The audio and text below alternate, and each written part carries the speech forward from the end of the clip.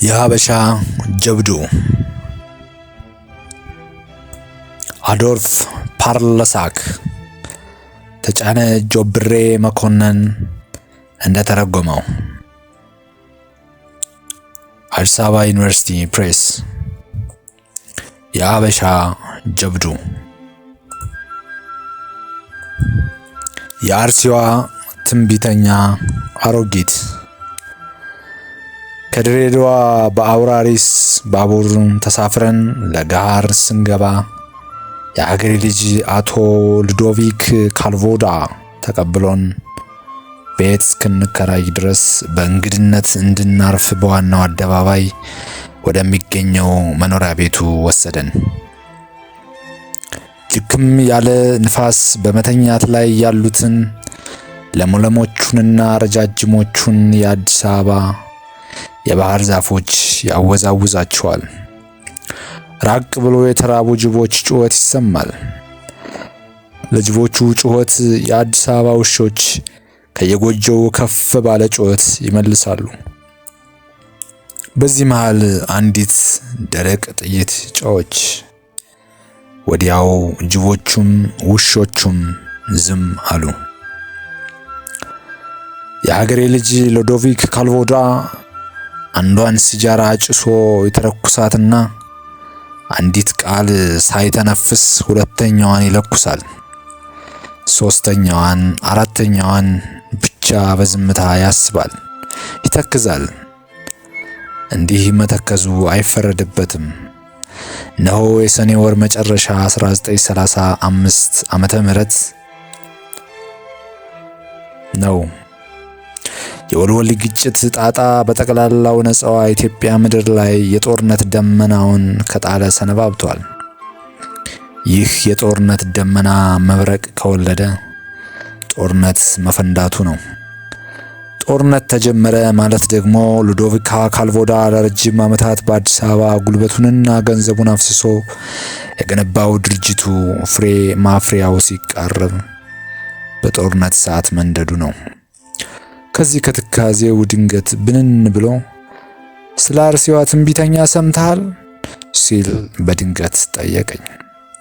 አልሰማሁም አልኩት።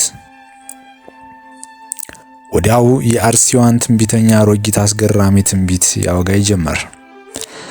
ከንግሥት ዘውዲቱ ሞት በኋላ ሬጌንት ባለሙሉ ስልጣን እንደራሴ ራስ ተፈሪ መኮንን ቀዳማዊ ኃይለ ሥላሴ ንጉሠ ነገሥት ዘኢትዮጵያ ተብለው ዘውድ ሲጭኑ አዲስ አበባ ከምንጊዜውም በላይ ደምቃና አምራ ነበር።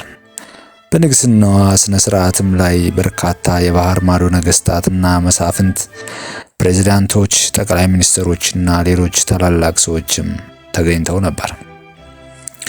ከንግስናው ስነ ስርዓት በኋላ ታዲያ በአዲስ አበባ የተለያዩ ትንቢቶች በሰፊው መወራት ጀመሩ። የአርሲዋ አሮጊት ትንቢት ግን ከሁሉም ትንቢቶች በልጦ ከአዲሱ ንጉስ ጆሮ ደረሰ። ትንቢቱም ኃይለ ሥላሴ የመጨረሻው የኢትዮጵያ ንጉስ ነው፣ ለረጅም ጊዜ አይገዛም፣ በጠላት እጅም ይሞታል፣ ዘውዱም እስከ መጨረሻው ይወድቃል የሚል ነበር። ይሁንና ሌሎችም የአርሲዋን አሮጊት ትንቢቶች የሰሙት አዲሱ ንጉስ ለመንግስታቸው ጥሩ መሰረት እንደማይሆኑ ተረድተው አሮጊቷን የአርሲ ትንቢተኛ ፈልገው እንዲያመጧት ወታደሮቻቸውን ወደ አርሲ ቢልኩም አሮጊቷ ትንቢተኞች እንዲያመጡ የተላኩት ወታደሮች አንዳቸውም ሳይመለሱ ቀሩ። የአዲስ አበባ ክፉ ወረኞች እንዳወሩት አሮጊት ትንቢተኛ ሰማያዊ ኃይል ያላትና የዱር አራዊትንም የማዘዝ ኃይል ስለነበራት ንጉሱ ነገስቱ የላኳቸውን መልእክተኛ ወታደሮች እባቦች እየነደፉ አንበሶች እየበሉ በዚያው አስቀሯቸው እያሉ አወሩ። የአርሲዋ ትንቢተኛ አሮጊት ትንቢቶቹ ከ6 ዓመት በኋላ ሙሉ በሙሉ ባይሆንም በከፊል ተፈጸሙ ነው ወይስ በዚያን ጊዜ ጣሊያኖች ፕሮፓጋንዳ እስከ መሃል ሀገር ድረስ ዘልቆ ገብቶ ነበር? ሀበሻ በር። ማንን ነው የምትፈልገው መሲ? የባቡር ጣቢያውን ኃላፊ ስለው በፀሐይ ብዛት ከሰማያዊነት ወደ ዳልቻነት የተለወጠችውን የኢትዮጵያና የፈረንሳይን ባቡር ጣቢያ ሰራተኞች የደንብ ልብስ የለበሰ አንድ በጣም ረጅምና ጠብደል ጥቁር ባዶ እግሩን የሚሄድ የጣቢያው ዘበኛ ትከሻውን እያወዛወዘ እዚህ የለም መሴ፣ ወደ እዚህ ብቅ የሚለው ባቡር ለመሄድ ሲዘጋጅ ብቻ ነው አለኝ። በስንት ሰዓት ነው ባቡር የሚሄደው ስል ጠየቅኩት። አላውቅም መሴ፣ ግን ዛሬ አንድም ባቡር አይሄድም በማለት መለሰልኝ። ምናልባት ነገ ወይም ከነገ ወዲያ ይሄድ ይሆናል በማለት መለሰልኝ። ራሱ ዋናው የባቡር ጣቢያው ኃላፊ ባቡሩ ወደ አዲስ አበባ የሚሄድበትን ሰዓት ቀርቶ ቀኑን እንኳን ማወቁን እግዚአብሔር ይወቀው። ታዲያ ይህ ምስኪን ዘበኛ እንዴት አድርጎ ነው የሚያውቀው? ምናልባት ነገ በጅቡቲ ወደብ የመንገደኞች መርከብ ከመጣ ድርጅቱ ልዩ ባቡር ወደ አዲስ አበባ ያዘጋጃል።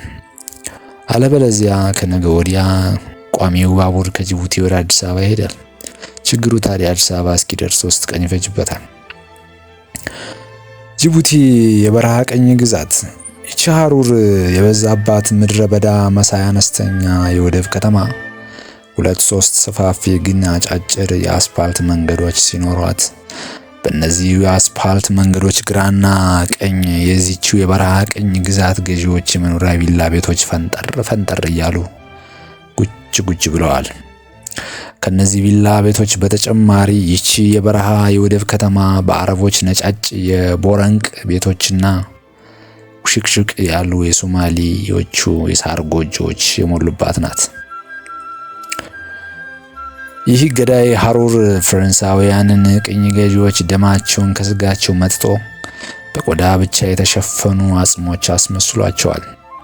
እነዚህ ቅኝ ገዢ ፈረንጆች በዚህች በረሃ የሚኖሩት ወይ በቅጣት ነው አሊያም የፈረንሳይ ሀገር ኑሮ የመረራቸውና ጥቂት ፍራንኮች ብናጠራቅም በሚል ባዶ ተስፋ የፈረንሳይን መንግስት ለማገልገል በወዶ ገብተው ባህሩን የሚነዱ ምስኪኖች ናቸው። በዚህች በረሃ ከፈረንሳይ ቅኝ ገዢዎች በተጨማሪ የግሪክና የአርመን ዜጎች በንግድ ስራ ላይ ተሰማርተው የነጋገዱ ሲኖሩ ይታያል። እነዚሁ ነጋዴዎች አብዛኛዎቹ ከመጠን በላይ ሲበዛ ሀብታሞች ሆነዋል። እነዚህ ሀብታም የግሪክ የአርመን ነጋዴዎች ባላቸው ሀብት በፈረንሳይ ሀገር ባሉ ድሎት የበዛባቸው የወደብ ከተሞች ተንደላቀው መኖር ሲቻላቸው በሆነ ምታታዊ ምክንያት እንዲሁ በዚች በረሃ እየነደዱ ይኖራሉ። ለምደውታል። ሰው ልጅ በእንዲህ አይነት በረሃ ለረጅም ዓመታት ሲኖር ይደንዛል እና ሌላ ምንም ነገር አይታየውም። እንደ ገሃነም እሳት የሚፋጀው የጅቡቲ ፀሐይ የህይወትን ጥላ መጥጦ አይምሮን አደንዝዞ ማሰብን አስቆሞ ተስፋ አስቆርጦ እንዲሁ ማና ያስቀራል። በቀን በዚያ ጠራራ ፀሐይ ፈጽሞ መስራት አይቻልም እና አዲስ መጤ ፈረንጆች የሀገሬውን ሰው ስንፍና ከሁሉ ቀድመው እናወግዛለን። ግን ለጥቂት ዓመታት በዚያች በረሃ የኖረ ፈረንጅ ችግሩ በደንብ ይገባውና እሱም ከነሱ በላይ ሰነፍ ሆኖ ይቀራል።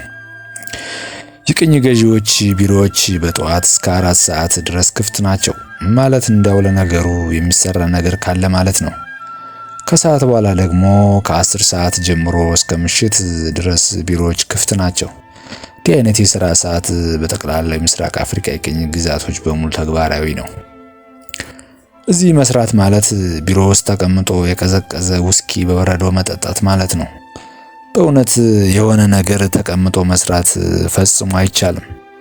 እንዲያው አንዱ የዚህ አይነት የቅኝ ገዢዎች የቢሮ ሰራተኛ የሆነ ነገር ለስራ ብሎ ቢነሳና እርሳስ ቢያነሳ ከመላ ሰውነቱ እንደ ጎርፍ የሚወርደው ላብ በእጁ በኩል ወርዶ ወረቀቱን በሰከንዶች ልዩነት ከጠረጴዛው ጋር አርሶ ያጣብቃታል። ምንም እንኳን በኤሌክትሪክ የሚሰራው አዙሪት አውሎ ንፋስ ቀረሽ ንፋስ ቢያስነሳምና የቢሮው መስኮቶችም ሆነ በሯ ወለል ብለው የተከፈቱ ቢሆንም በእውነቱ ለሰዓታት ተቀምጦ መስራት የማይታሰብ ጉዳይ ነው። ኤሌክትሪክ ባልገባባቸው ቢሮዎች ውስጥ በዚያ ኤሌክትሪክ አዙሪት ፋንታ 2 ሶማሌዎች ከቢሮው ሰራተኛ ጀርባ ቆመው የቅኝ ግዛቱ ሰራተኛ እንዳያልበው ሲያራግቡ ይውላሉ።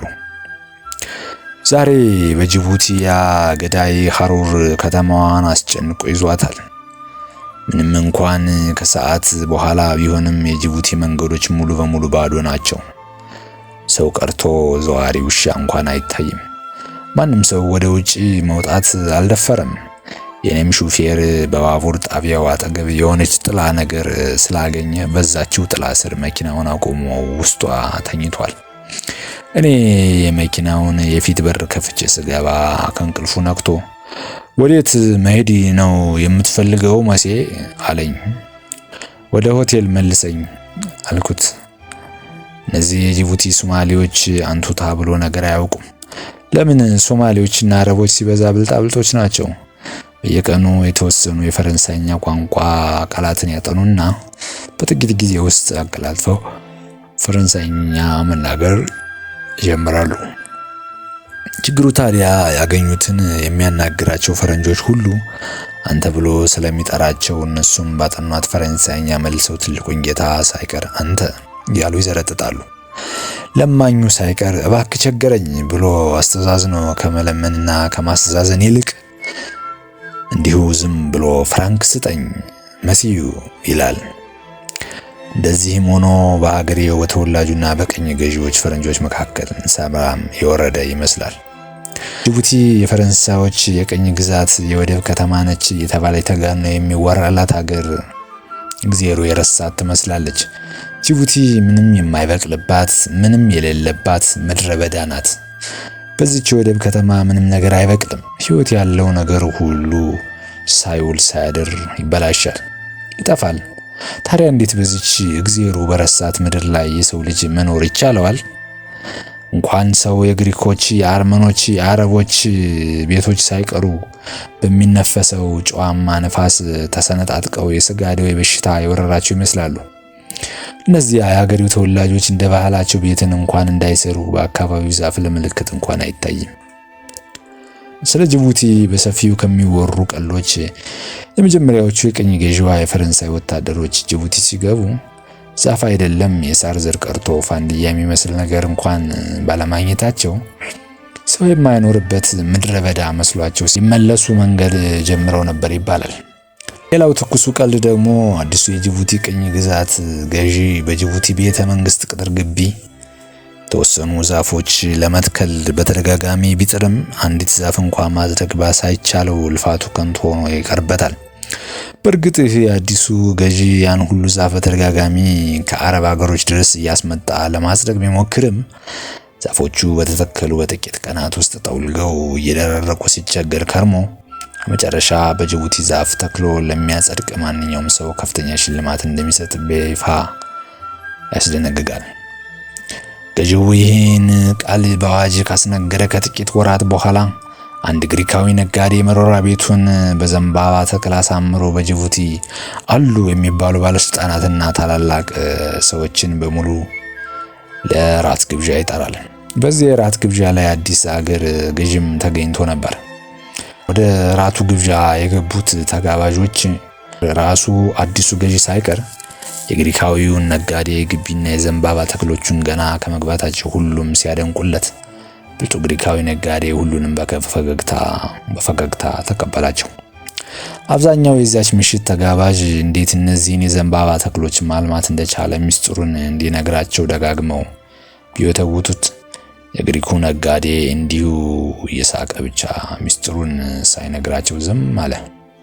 እነዚህ ተጋባዦች መካከል ለነዚህ የዘንባባ ዛፎች ታላቅ ትኩረት ሰጥቶ ምሽቱን በትካዜ ሲመረምር ያመሸው አዲሱ ገዢ በሚነፍሰው በከባዱ የምሽቱ ነፋስ እነዚህ የዘንባባ አረንጓዴና ሰፋፊ ቅጠሎች ያለመወዛወዛቸው ከባድ ጥርጣሬ ውስጥ ስለከተቱት ከተቀመጠበት የክብር ቦታ ተነስቶ ሄዶ አንዱን የዘንባባ ዛፍ ግንድ ሲነካ የግሪኩ ነጋዴ ከባድ ሚስጥር ለሱም ተገለጠለትና የሳቀ ወደ ቦታው ተመለሰ እንጂ ብልጡን የግሪክ ነጋዴ በእንግዶቹ ፊት አላጋለጠውም። ሚስጥሩ የዘንባባው ግንድ ብረት ሳይሆን እነዚያ የማይወዛወዙ ግን በጣም የሚያምሩ አረንጓዴዎቹ የዘንባባው ቅጠሎች ደግሞ አረንጓዴ ቀለም የተቀቡ ቆርቆሮዎች ነበሩ። ብቻ ግሪካዊ ነጋዴና አዲሱ ገዢ ስለተገባቡ እየተያዩ ተሳሳቁ። ቀልድ ምናልባት እጅጉን ተጋና ተወርታ ሊሆን ይችላል። ቢሆንም የጅቡቲን የአየር ጸባይ በትክክል ትገልጻለች።